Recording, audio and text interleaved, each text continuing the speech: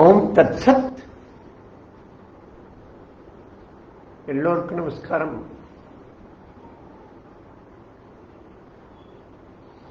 வாங்க இன்னொரு கதை கேட்கலாமா?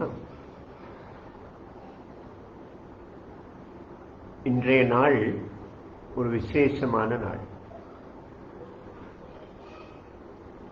நம்முடைய சந்திர கணக்கில் இருக்கிற நாட்குறிப்பில் 4வது மாசம் ஆஷாட மாசம்.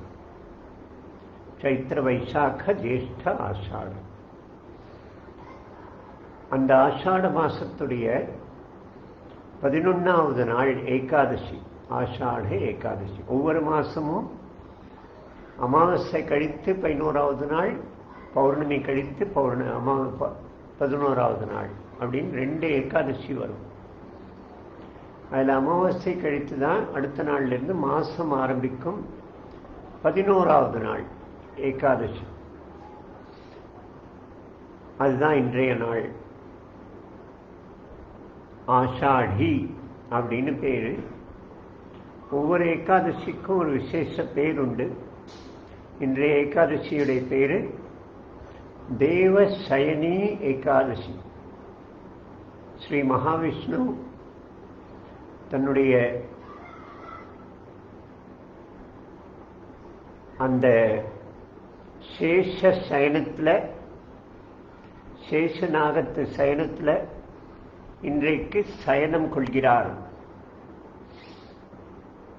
நாளையிலிருந்து சாதுர்மாசியம் 4 மாசங்கள் அவர் சயனித்திருப்பார். 4 மாசம் கழித்து வரக்கூடிய ஏகாதசி கார்த்திக் ஏகாதசி. அதற்கு பேரு தேவோத்தான ஏகாதசி. உத்தான் அன்னைக்கு அவர் எழுந்திருப்பாராம். அப்படி ஒரு இந்த ஏகாதசியோட பேர். இதற்கு இன்னொரு பேரு ஆஷாடி. ஆஷாடி இந்த ஏகாதசி பண்டர்பூர் ஸ்ரீ விட்டல் அவரோட சம்பந்தப்பட்ட ஒரு ஏகாதசி. இன்றைக்கு மகாராஷ்டிரா, மத்திய பாரதத்தில் ஆயிரங்கள்ல, லட்சங்கள்ல பக்தர்கள் ஆடி பாடி தன்னை மறந்து பரவசமாகி பண்டர்பூரை நோக்கி நடந்து பல 100 கிலோமீட்டர் நடந்து இன்றைக்கு போய் சேர்வார்கள். இந்த வருஷம் கொரோனா பாதிப்பு, அதனால அரசாங்கம் இந்த ஜனங்கள் சேராம, அதுல முக்கியமான அம்சம் என்ன, அந்த வார்க்கரியில சந்த துக்காராம் அவருடைய சரண பாதுகை அவர் பிறந்த ஊர் தேஹூவில் இருந்தும், சந்த ஞானேஸ்வர் அவருடைய சரண பாதுகை அவர் பிறந்த ஊர் ஆலந்தியில் இருந்தும் பாதுகைகள் பண்டர்பூரை நோக்கி போகும். அதை பாலக்கியில, பல்லக்கில், அலங்கரித்த பல்லக்கில் எல்லோரும் சேர்ந்து அபங்கங்களை பாடியபடி போவாங்க. இன்றைக்கு அரசாங்கம் 2 அரசாங்க பஸ்ஸில் பல்லக்கு போல ஏற்பாடு செய்து இந்த பாதுகைகள் பண்டர்பூரை நோக்கி போகிறது. ஜனக்கூட்டம் இல்லை. நாம் எல்லாம் மனசளவில் தான் பண்டர்பூர் போக முடியும், தரிசனம் பெற முடியும் இந்த ஒரு வருஷம். சரி, அப்படி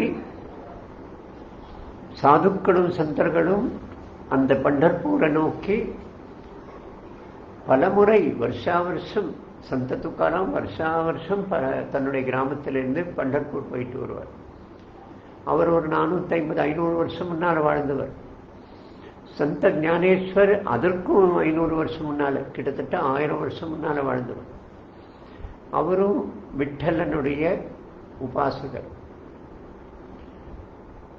அப்படி இந்த ஆஷாடிக்கு ஒரு சிறப்பு இருக்கு. நாளையிலிருந்து சாதுர்மாசம் வேற ஆரம்பிக்குது. எல்லா சாதுக்களும் சன்னியாசிகளும் 4 மாசங்கள் சாதுர்மாசிய விரதம் ஒரு இடத்துல தங்கி சத்சங்கங்கள் நடத்தி தன்னுடைய சிஷ்யர்களுக்கு தர்ம உபதேசங்கள் தர்ம விஷயங்கள் சொல்வார்கள். அந்த சாதுர்மாசியம் நாம் குடும்பத்தில் இருக்கிறவங்கெல்லாம் உணவில் சில கட்டுப்பாடுகள், ஏதாவது ஒரு புஸ்தகத்தை இந்த 4 மாதங்கள் படிக்கணும் என்ற சங்கல்பம், அப்படி நாம் எடுத்து இதை நாமும் அனுஷ்டிக்கலாம். அந்த சாதுர்மாசியம் நாளைக்கு ஆரம்பிக்கும். ஸ்ரீ சங்கர மடத்தில் இந்த 4 மாதங்கள் சங்கர பாஷ்யங்கள் படிக்கப்படும். அதை பற்றிய சர்ச்சை நடக்கும். சரி, அந்த சந்த துக்காராம், சந்த ஞானேஸ்வர் பக்தி இயக்கத்துக்கு ஆரம்பம் வகுத்த அந்த 2 பேர். அதுல இன்றைக்கு நாம சந்த ஞானேஸ்வருடைய வாழ்க்கை சரித்திரத்தை சுருக்கமா சொன்னாலும் அது நீண்டு போகுது. இன்றைக்கு கேட்போம். கேட்கலாமா? சந்த ஞானேஸ்வர். சந்த அப்படின்னு சொன்னா சாது. அவர் துறவியா இருக்கணும்னு அவசியம் இல்லை. சந்த துக்காராமா கிரகஸ்தன். சமர்த்த ஸ்ரீ ராமதாசர் சன்னியாசி. அதனால சந்த அப்படிங்கிறது ஒரு மனப்பான்மை, சாதுத்தன்மை, சத்பாவம், சாது பாவம் அப்படின்னு நம்ம கீதையில சொன்ன அந்த பாவனை கொண்டவர்கள் சந்தர்கள். செயின்ட் அது அதற்கு சமமான வார்த்தை இல்லை. செயின்ட் அப்படிங்கிறது சர்ச்சில் அளிக்கிற ஒரு பதவி. அந்த பதவிக்கு அந்த பதவி அளிக்கப்படுற நபர்கள் தூய்மையான தெய்வீக வாழ்க்கை வாழ்ந்திருக்கணும்னு அவசியம் இல்லை. ஒழுக்கக்கேடு இருந்திருக்கலாம். ஆனால் அவர் சர்ச்சில் பிஷப் போப்பு முடிவாக செய்கிற செயின்ட் அப்படின்னு. கிறிஸ்துவ மதத்துக்கு சர்வீஸ் பண்ணவர்கள். பாருங்களேன், நம்ம தேசத்து தெரசாவுக்கு கூட செயின்ட் சொல்லியிருக்காங்க. பெண்களை குழந்தைகளை கடத்துதல், ஏமாற்றி மதம் மாற்றல் செய்தல், இப்படியெல்லாம் நாங்கள் நம்ம தேசத்தில் மதம் மாற்றம் தடை சட்டம் வந்தபோது சேவை காரியங்கள் எல்லாம் நிறுத்திட்டு, நான் என்ன இந்த மக்களுக்கு சேவை செய்யவா வந்தேன்? மதம் மாற்றத்துக்கு அனுமதி இல்லைன்னா என்னுடைய சேவை காரியங்கள் எல்லாம் மூடிட்டு அப்படின்னு சொன்ன அந்த பெண்ணுக்கு கூட செயின்ட் கொடுத்தாங்க. அதனால செயின்ட் வேற, சந்தர்கள் வேற. சந்தர்கள் இது சாது மனப்பான்மை. சந்த ஞானேஸ்வர் அவரை பற்றிய சரித்திரம், அவருடைய வாழ்க்கை. இவருடைய பிறப்பு ரொம்ப ஒரு விசித்திரமான விசேஷமான சூழ்நிலையில நடந்தது. இவருடைய அப்பா பெயர் விட்டல் பந்த குல்கர்ணி, அம்மா பெயர் ருக்மிணி. பெயர் பொருத்தம் கூட பாருங்க. இந்த விட்டல் பந்த ஆழமாக நம்முடைய சாஸ்திரங்களையும் கிரந்தங்களையும் படித்தவர், வேத அத்தியனம் செய்தவர், பெரிய பண்டிதன் ஞானி என்று பெயர் பெற்றவர், ஆன்மீகத்தில் பெரிய நாட்டம் கொண்டவர், தியானத்தில் மூழ்கி இருப்பவர், பரமாத்ம சிந்தனையில் இருப்பவர், ஒழுக்கசீலர். இந்த ருக்மிணியுடைய தந்தையார் அவர் தன்னுடைய பெண்ணுக்காக அவருக்கு தகுதியுள்ள ஒரு ஏற்ற ஒரு வரனை தேடிட்டு இருக்கும்போது ஒரு கோவிலில் இவர் தியானத்தில் அமர்ந்திருக்கிறத பார்க்கிறார். அவரை தன்னுடைய வீட்டுக்கு கூப்பிடுறார். அவருடைய ஒழுக்கம், அவருடைய தர்ம சிந்தனை, அவருடைய ஞானம் இதெல்லாம் பார்த்து பக்தி நிஷ்டை, தன்னுடைய பெண்ணுக்கு ஏற்ற வரன் அப்படின்னு சொல்லி அந்த பெண்ணுக்கு கைப்பிடித்தல் பற்றி, பெண்ணை விவாகம் செய்து கொள்வதை பற்றி அவர்கிட்ட பிரஸ்தாபிக்கிறார். சந்த ஞானதேவ் விட்டல் பந்த குல்கர்ணி அதை ஏற்றுக்கிறார். கல்யாணம் நடக்கிறது. கல்யாணமாகி 1 வருஷம். அந்த 1 வருஷத்துக்குள்ள விட்டல் பந்துடைய தாய் தந்தையார் 2 பேருமே காலமாயிடுறாங்க.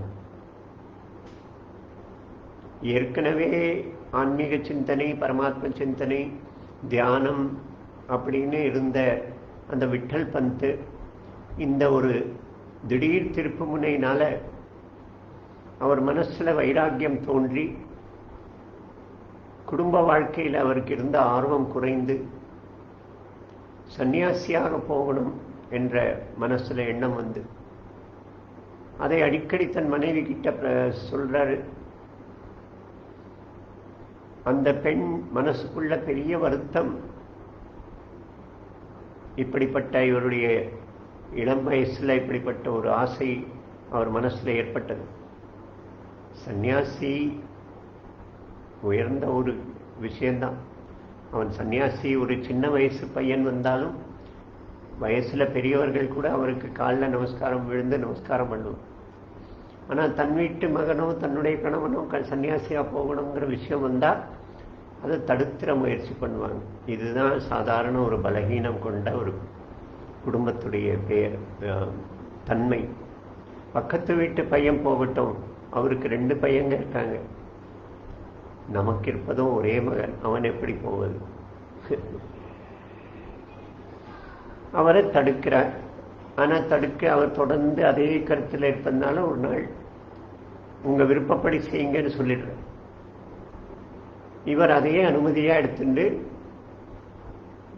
வெளியில வீட்டை விட்டு வெளியேறி விடுறார். ராமானந்த சுவாமின்ற குரு கிட்ட போய் சேர்ந்து சன்னியாசி கிட்ட அவருடைய காலடியில் விழற சன்னியாச தீட்சை கேட்கிறார். தன்னை பற்றிய முழு அறிமுகத்தை கொடுக்கல. அவர் தீட்சை அளிக்கிறார், காவியுடைய போட்டுக்கிறார். அதற்கு பிறகு ஒரு அதை விதின்னு சொல்வதா கடவுளுடைய விளையாட்டுன்னு சொல்வதா, அந்த ராமானந்த அந்த சுவாமி ஆலந்திக்கு வர, ஆலந்தி அப்படிங்கிற கிராமம் இந்திராயணிங்கிற நதிக்கரையில புனே அப்படிங்கிற இப்போ தற்போதைய அந்த ஊருக்கு பக்கத்துல அது இருக்கு. அங்குதான் ருக்மிணியுடைய அம்மா அப்பா இருக்கிறாங்க. தன்னுடைய கணவன் வீட்டை விட்டு வெளியே சன்னியாசியாக போன பிறகு ஒரு சில நாட்கள் வருஷங்கள்ல அவர் தன்னுடைய அம்மா அப்பா கிட்ட வந்துடும். அங்கே சந்த ராமதாசர் இவர் ராமதாச சுவாமி தர்சனம் கொடுக்கும் பொழுது இந்த பெண்ணும் அவரை பார்க்க போகிறார், நமஸ்கரிக்கிறார். அவர் புத்திரவதி பவ, சிறந்த ஒரு புதல்வன் பெறக்கட்டும் அப்படின்னு ஆசீர்வாதம் கொடுக்கிறார். இவர் கண்ணில் கண்ணீர். எப்படி நடக்கும் அப்படின்னும் போது அவர் கேட்கிறார், என்ன நடந்தது? என்னுடைய வார்த்தை பொய்யாகாது அப்படிங்கிற. என்னுடைய கணவன் சன்னியாசியா போகிட்டான், இது எப்படி நடக்கும் நீங்க சொல்வது? அவர் அந்த கணவனுடைய எல்லா அடையாளங்கள் எல்லாம் தெரிந்துக்கிறார். அவர் சொல்றார், நிச்சயம் நடக்கும், தெய்வ வாக்கு இது அப்படின்னு சொல்ற. சத்யவான் சாவித்ரி யம தர்மத்தின் கிட்ட வரம் வாங்கினாள், புத்திரவதி பவ, மகன் பிறப்பான்னு. மகன் பிறப்பான்னு வரத்தை வாங்கிட்டு கணவனை யமன் கிட்டேருந்து இழுத்துன்னு வந்தார். அதே போல இந்த ருக்மிணி மகன் பிறப்பான்ற ஆசீர்வாதம் அதை பெற்று கணவனையும் மீண்டும் குடும்பத்திற்கு இழுத்தாள். ராமானந்த சுவாமி தன்னுடைய ஆசிரமத்துக்கு போகும்போது தன்னிடம் சரணடைந்திருந்த அந்த இளைஞன் தான் இந்த ருக்மிணியுடைய கணவன் அப்படின்னு தெரிந்து அங்கு அடையாளங்களை வைத்து அவர் உண்மையை ஒத்துக்கொண்டு அவன் மேல கோபப்படுறார். நீ செய்தது சரியில்லை, குடும்பத்திலிருந்து ஓடி வருதல் சந்நியாசம் இல்லை. சந்நியாசம் என்பது ஒரு மனப்பான்மை. அந்த மனப்பான்மை மனசுல மலர வேணும். அப்படி மலர்ந்த பிறகு குடும்பத்தை மற்ற பற்றுகளிலிருந்து விலகணும். அதுதான் சந்நியாசம். இப்ப நீ உன்னுடைய காவி உடையை திருப்பிக் கொடு, குடும்பத்திற்கு போ, கிரகஸ்தாசிரமத்திற்கு போ அப்படின்னு சொல்லி கட்டளையிடுற. குருவுடைய கட்டளையை சிறமேற்கொண்டு அந்த விட்டல் குல்கர்ணி தன்னுடைய கிராமத்துக்கு ஆனந்திக்கு திரும்பி வரார். மனைவி குடும்பத்தோட சேர்ந்து இவர்களுடைய கிரகஸ்தாசிரமம் ஆரம்பிக்கிறது. மீண்டும் ஒரு முறை. ஆனால் ஊர்ல எதிர்ப்பு கிளம்புறது. இது 1000 வருஷம் பழைய சூழ்நிலை.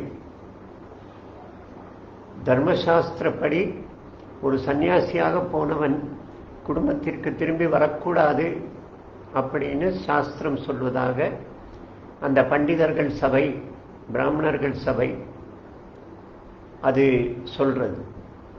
அதனால நீ பெரிய பாவம் செய்து விட்டாய், சாஸ்திரத்துக்கு விரோதமாய், இது ஈஸ்வர சாபத்திற்கு உகந்த ஒரு காரியம், அதற்கு என்ன செய்யணும் அப்படின்னு இவர் கேட்கிறார். இவரும் அதே சாஸ்திரத்து மேல ஸ்ரத்தை உள்ளவர், அந்த முடிவுக்கு அடிபணிந்தவர். என்ன செய்யணும்னு கேட்டபோது, ஊரை விட்டு பகிஷ்காரம் செய்கிறோம், பகிஷ்கரிக்கிறோம், வெளியே தள்ளி வைக்கிறோம்னு. இவர் வெளியே இருக்கிறார், ஊரை விட்டு வெளியில நதிக்கு அந்த கரையில. அந்த 2 பேரும் சேர்ந்து குடும்பம் நடத்தி அங்கே அவர்களுக்கு 4 குழந்தைகள் பிறக்கிறாங்க. நிவத்தி என்ற மூத்த மகன், ஞானதேவ் என்ற 2வது மகன், சோபான் என்ற 3வது, 4வது ஒரு பெண், முக்தா என்ற பெண். கிராமத்திலிருந்து தள்ளி வச்சுட்டாங்க. இந்த பகிஷ்காரம் செய்வது அப்படிங்கிறது எவ்வளவு கொடுமையான ஒரு தண்டனை என்பதை நம்ம சந்த ஞானேஸ்வருடைய சிறுவயசு வாழ்க்கையை படித்தால் நமக்கு புரியும். கிராமம் முழுவதும் அந்த சபையுடைய கட்டளைக்கு உட்பட்டு, கட்டளைக்கு பயந்து, இவருக்கு எந்த வகையான ஒத்துழைப்பும் கொடுக்காமல், பல வகை அவமானங்களுக்கு அவர்களை ஆட்படுத்தி, உதவிகள் எதுவும் செய்யாமல், கடுமையான ஒரு கஷ்டமய ஜீவனம். குழந்தைகள் வளர்ந்து வரும்போது 7 வயசாகும்போது அவர்களுக்கு உபநயனம் செய்யணும் அப்படின்னு இவர் விட்டல் பந்த் குல்கர்ணி யோசனை பண்றார். நான் தவறு செய்தேன், சரி, எனக்கு தண்டனை கொடுத்தது சரி, ஏற்றுக்கொண்டேன். ஆனால் குழந்தைகள், அவர்களுக்கு சகஜமான சாமானிய வாழ்க்கை கிடைக்க வேண்டாமா? என்னுடைய கஷ்ட நஷ்டத்திற்கு, பாபத்திற்கு அதற்கான தண்டனை குழந்தைகளுக்கு ஏன் கிடைக்கணும்? போய் மன்றாடி பார்க்கிறார், உபநயனம் செய்து வைங்க. அங்கே இருந்த அந்த பீடத்துடைய தலைவர்கள் இதை ஒத்துக்கொள்ளலை. குழந்தைகளும் பாபத்தில் பிறந்தவை, இந்த தண்டனை அவர்களுக்கும் உண்டு அப்படின்னு சொல்ற. அங்கே அப்புறம் அதைவிட பெரிய பீடமா பைட்டன் அந்த ஊருக்கு போய் சுத்தி பத்திரம், அங்கிருந்து சுத்தி என்ற அங்கீகாரம் வாங்கி கொண்டு வந்தால் அப்புறம் பார்க்கலான்னு செய்தி வருது. இவர்கள் அப்படியே வாழ்ந்துட்டு இருக்கிறாங்க ஊரை விட்டு வெளியில, 3-4 குழந்தைகளோட. தீர்த்த யாத்திரை போகிறார். அதுல காட்டுல முதல் பையன் துளைந்து போகிறான். ஒரு புலி அவனை சாப்பிட்டு விட்டது அப்படின்னு செய்தி பரவுறது, வதந்தி பரவுறது. அப்படிப்பட்ட நிலையில இந்த தாய் தந்தையர் 2 பேரும், அந்த குழந்தைகள் 10-11 வயசு, 7-8 வயசு, 5-6 வயசு, அப்படி 3 குழந்தைகள். அந்த தந்தையாருக்கு இவர்களுக்கு படக்கூடிய இந்த கஷ்டத்தை அவரால் பொறுக்க முடியல. அவர் பைட்டனுக்கு நடந்து போகிறார். பைட்டன் பிரம்ம சபையில, பிராமணர்களுக்கு சபையில, அங்கே இதே அவர் அங்கே செய்கிறார், விண்ணப்பம் செய்கிறார். அங்கும் ஏற்றுக்கொள்ளல. சாஸ்திரத்தில் இதற்கு இடம் கிடையாது. பிரேத்தத்திற்கு பிண்டம் வைத்த பிறகு அது மீண்டும் எழுந்து நடமாடாது.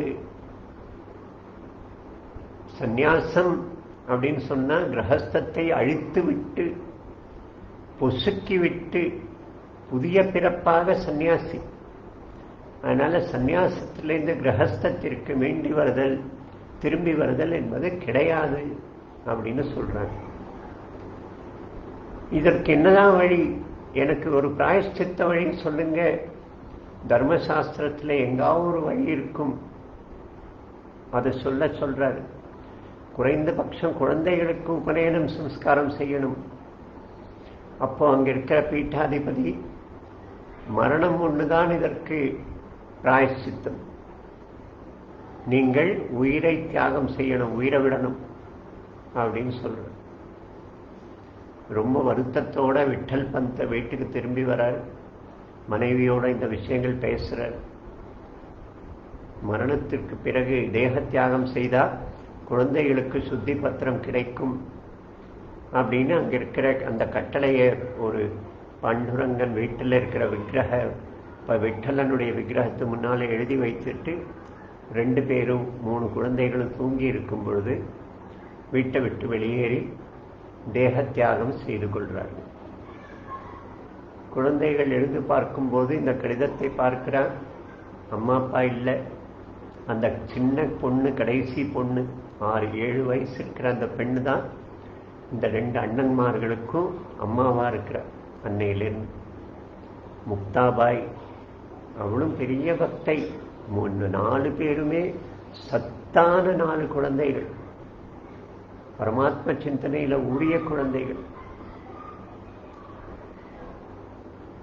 அப்படி இவர்கள் இருக்கும்போது இந்த கடிதத்தை படி ஒரு சில வருஷங்கள்ல அந்த அண்ணனும் திரும்பி வந்துடுறான். அவன் புலியால சாப்பிடப்படலை. அங்க ஒரு குகைக்குள்ள போன போது ஒரு யோகி அவருடைய சரணத்தை பார்க்கிற அடையறான்.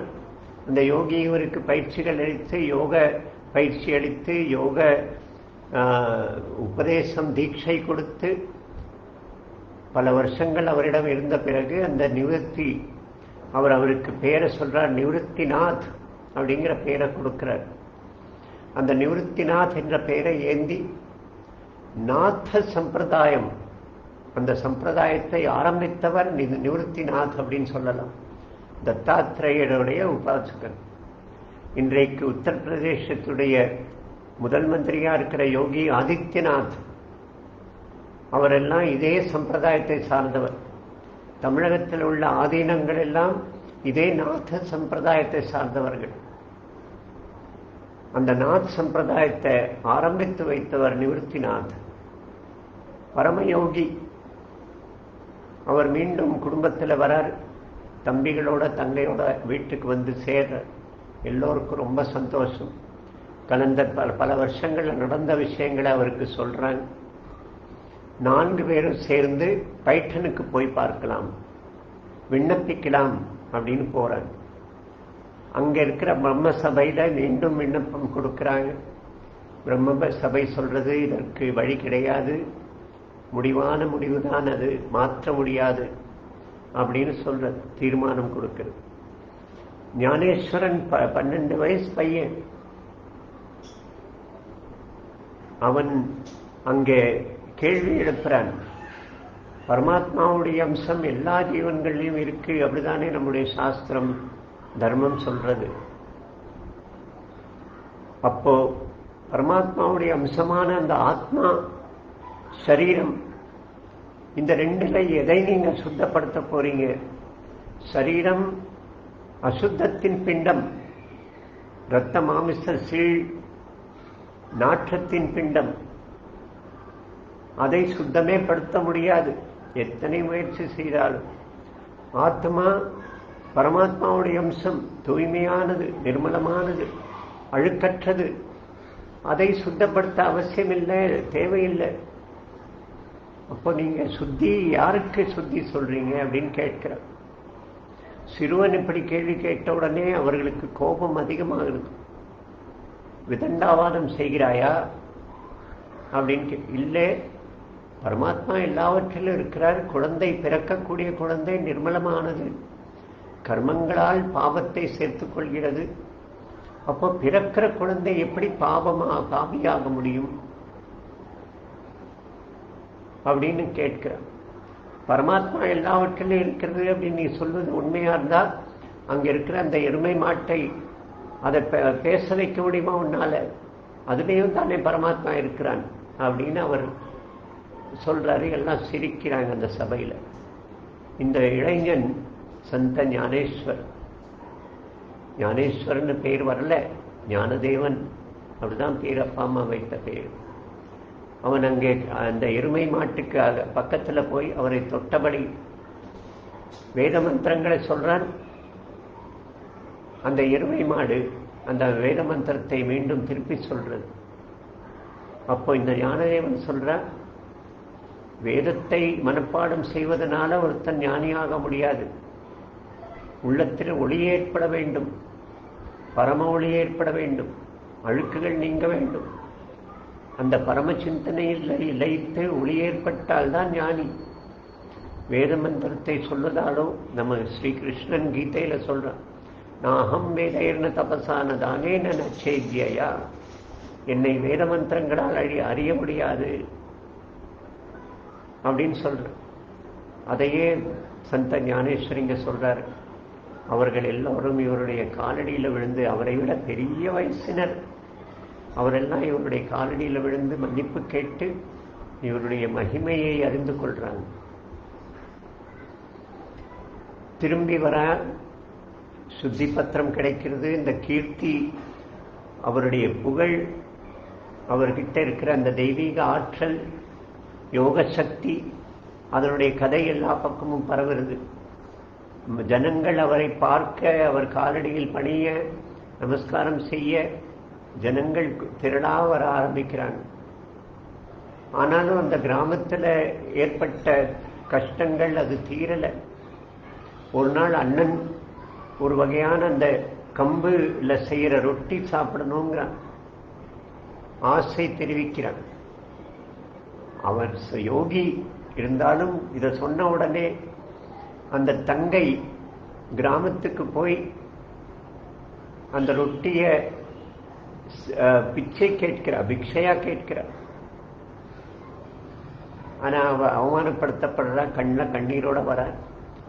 ஞானேஸ்வர் கிட்ட வந்து அந்த கண்ணீரை பார்த்த உடனே, அதற்கு காரணம் தெரிந்த உடனே, இந்த ஞானேஸ்வர், சந்த ஞானேஸ்வர் தன்னுடைய முதுகை வைத்து இதையே அடுப்பாக தன்னுடைய குண்டலினி யோக சக்தி மூலமா அந்த கொதிக்க வைக்க உஷ்ணத்தை முதுகில கிளப்பி அந்த ரொட்டியை, கேழ்வரகு கம்பு ரொட்டியை செய்வதற்கு அடுப்பாக தன்னுடைய முதுகையே மாற்று. அங்கே பிச்சை கொடுக்க மறுத்த அந்த கேசோஜி, அவர் இதை பார்த்துட்டு அவருக்கு பரமாச்சரியம். இந்த சிறுவனுடைய காலில் வந்து விழறார். எந்த கிராமத்தில் அவமானப்படுத்தப்பட்டாரோ, கொடுமைகள் அவர் மேல் நடந்ததோ, அந்த கிராமத்தை சார்ந்தவர்கள் எல்லாம் இவருடைய பின்னால கூட்டமா இவர் பின்னால வர ஆரம்பிக்கிறாங்க. அப்போ அண்ணன் இவர் கேட்கிறார், இந்த மாதிரி இதெல்லாம் சரியா? அப்போ அண்ணன் சொல்றான், பிரமிக்க வைக்கிற இந்த மாதிரி மாயாஜாலங்கள் மக்களை தாழ்பணிய வைக்கிறது உண்மைதான். ஆனாலும் கூட இந்த யோக சித்துக்கள், இது நம்முடைய வாழ்க்கை ஆகக்கூடாது.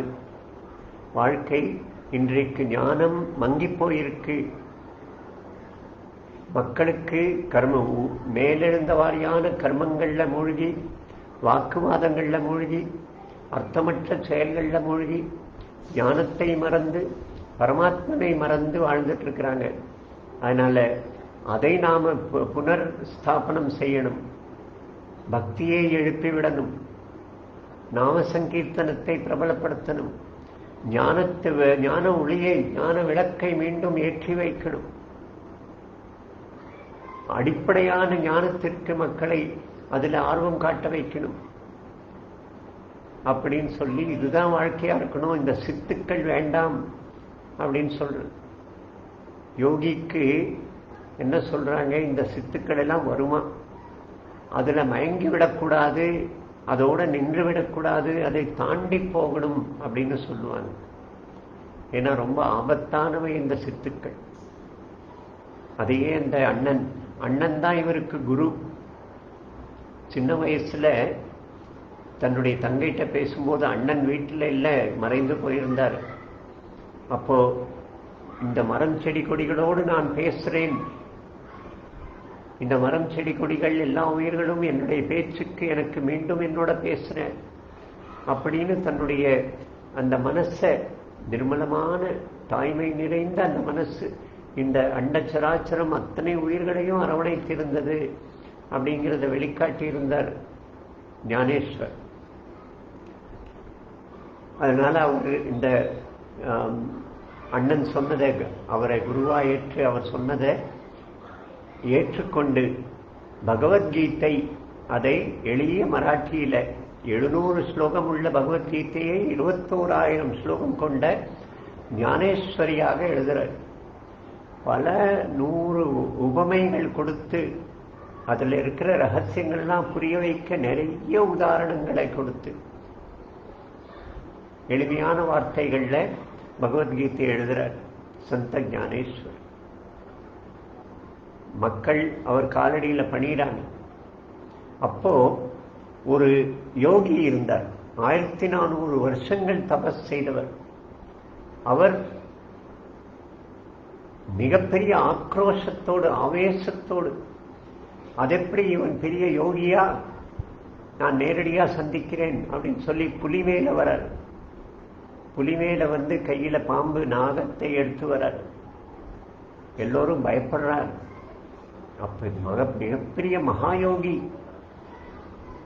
அவருக்கு எல்லா ஜீவன்கள் மேலும் அவருடைய ஆதிக்கம் அவர் வசத்தில் இருந்தன. அப்படிப்பட்ட யோகி ஞானேஸ்வருக்கு சவால் விடும் வகையில வரார். அவர் புலி மேல உட்கார்ந்து வந்து போகும்போது சந்த ஞானேஸ்வர் இந்த குடிசை வாசல்ல ஒரு சுவற்று மேல 4 பேரும் உட்கார்ந்து இருக்காங்க, அண்ணன் தம்பிங்க தங்கை.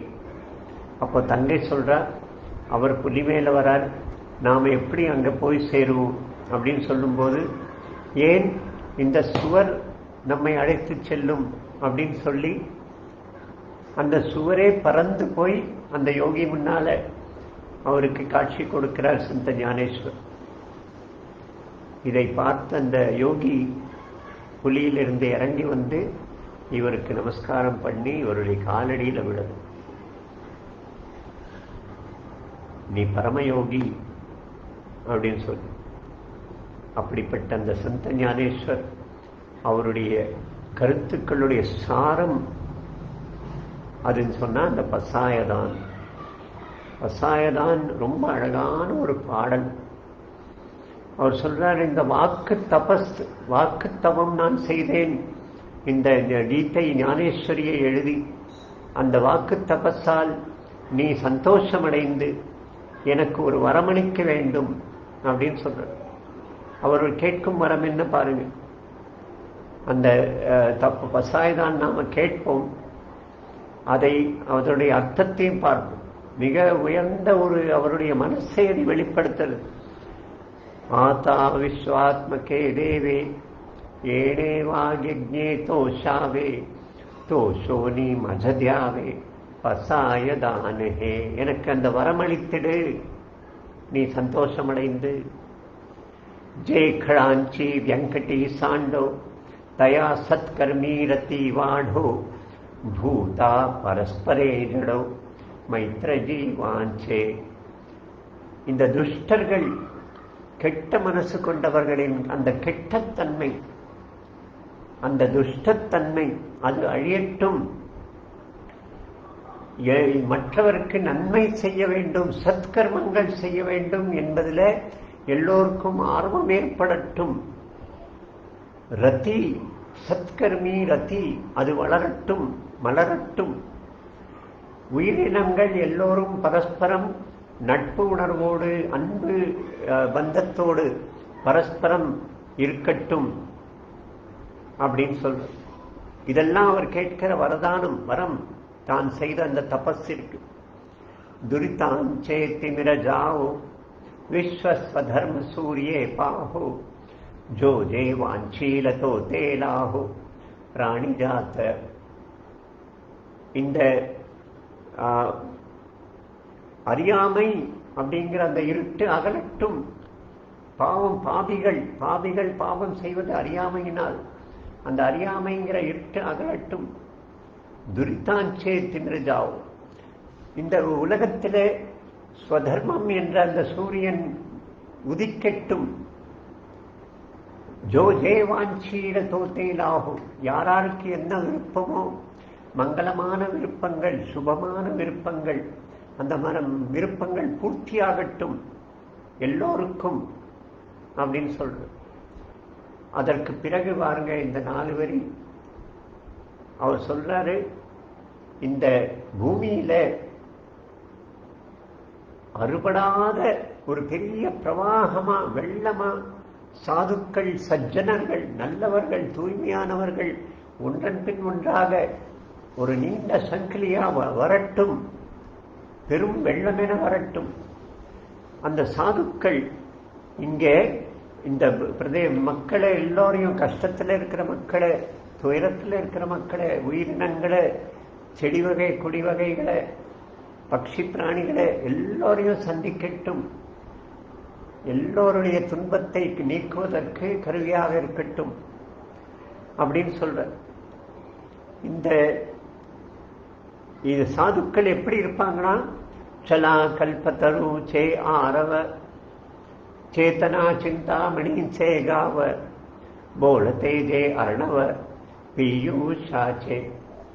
பாருங்க, ஒரு கல்பக விருட்சம் இல்ல, இந்த சாதுக்கள் கல்பக விருட்சங்களின் ஒரு வனமாக இருக்கணுமா.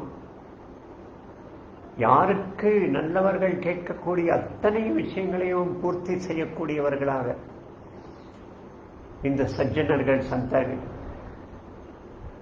அதே போல ஒரு மாணிக்கம், ஒரு வைரம், ஒரு வைடூரியம், இவர்கள் ஒரு பெரிய சுரங்கமாக, இந்த மதிப்பில் உயர்ந்த இந்த கற்களின் சுரங்கமாக. என்ன கற்கள்? வைரம் ஒளி கொடுக்கிறது, ஜொலிக்கிறது, உண்மைதான். ஆனா இந்த சாதுக்கள் உள் ஒளி, உள்ளே சைத்தன்யம் அப்படிங்கிற பரம ஒளியால ஜொலிக்கக்கூடியவர்களாக இருக்கட்டும். ஒரு துளி அமிர்தம், ஒரு துளி அமிர்தம் இல்லை, இந்த சாதுக்கள் பேசக்கூடிய அமிர்த கடலாக இருக்கட்டும். அப்படிப்பட்ட சாதுக்கள் வெள்ளமாக இந்த சமுதாயத்தில் வரணும். சந்திரன் அவனுக்கு கரை உண்டு, ஆனா இந்த சாதுக்கள் கரையில்லாத சந்திரன். சூரியன் அவன் ஒளி கொடுக்கிறான், கூடவே உஷ்ணமும் நிறைந்திருக்கிறான். இந்த சாதுக்கள் உஷ்ணமில்லாத ஒளி கொடுப்ப சூரியனாக இருக்க வேண்டும். தாபஹீன சந்திரமே ஜே அலாஞ்சன மாத்தண்ட ஜே தாபஹீன தே சர்வாஹி சதா சஜ்ஜன சோயரே ஹோது. நாமும் அப்படி ஆகும். இப்படி 3 உலகத்திலே இருக்கிற அத்தனை சுகங்களையும் உயிரினங்கள் எல்லாம் அனுபவிக்கணும். நல்ல பரம சௌக்கியமான வாழ்க்கை வாழணும். அப்படி இவர்கள் எல்லாரும் இந்த வரதானத்தை எனக்கு கொடு அப்படின்னு கேட்கிறார். அண்ணனான குரு அந்த வரதானம் உனக்கு கிடைக்கும் அப்படின்னு சொன்ன உடனே, இதை கேட்ட உடனே அந்த ஞானதேவன் ஆனந்தம் அடைகிறார், பரம அமைதி நிலையை அடைகிறார். பரம மனசு அப்படியே ஆனந்தத்துல அமைதியாகிறது. அப்படி ஒரு வரத்தை அவர் கேட்கிறார். ஞானேஸ்வரி என்ற கீதையை இயற்றியதற்கு எப்படிப்பட்ட ஒரு தாய் உள்ளம் பாருங்க, ஞானேஸ்வர். இதற்கு பிறகு மனசு ஆனந்தமடைந்த நிலையில, அமைதியான நிலையில அண்ணன் கிட்ட சொல்றாரு, எனக்கு ஒளி தெரிகிறது. அண்ணன் புரிஞ்சுக்கிறான், கண்ணீர் விடுறான். நீ அதை பற்றி பேசாதேங்கிறான். இல்லை, குரு என்பவர் சிஷ்யனுடைய முயற்சியை தடுக்கக்கூடாது. சிஷ்யனே முயற்சியை ஆசீர்வாதம் கொடுக்கணும் அப்படின்னு சொன்ன பிறகு அவர் அந்த குகைக்குள்ள, கல்லு குகைக்குள்ள புகுந்து அங்கே போய் அமர்ந்துக்கிறார். வெளிவாசல பாறையால அதை மூடப்பட்டு ஜீவ சமாதி அதை ஏற்கிறார். அந்த ஜீவ சமாதி இன்றைக்கும் 1000 வருஷம் கழித்து ஒளி நிறைந்த ஒரு இடமாக, ஞானத்தை அளிக்கக்கூடிய ஒரு இடமாக, பக்தியின் ஒரு இடமாக ஆலந்திங்கிற அந்த கிராமத்தில் பூனா அருகில் இந்திராயணிங்கிற நதிக்கரையில் அந்த ஜீவசமாதி இன்றும் இருக்கு. சந்த ஞானேஸ்வர் அதில் இருந்து ஞான ஒளியை, பரம ஒளியை, பரமாத்மனின் அந்த ஞானத்தை நமக்கு சூக்ஷ்மமாக நமக்கு அளிக்கிறார். அப்படிப்பட்ட அந்த சந்த ஞானேஸ்வருக்கு பல நூறு நமஸ்காரங்கள். இன்றைய நம்ம கதையை இன்று அதோட முடித்து நாளைக்கு மற்றொரு கதையோடு நாம் சந்திப்போம். எல்லோருக்கும் நமஸ்காரம். ஓம் தத் சத்.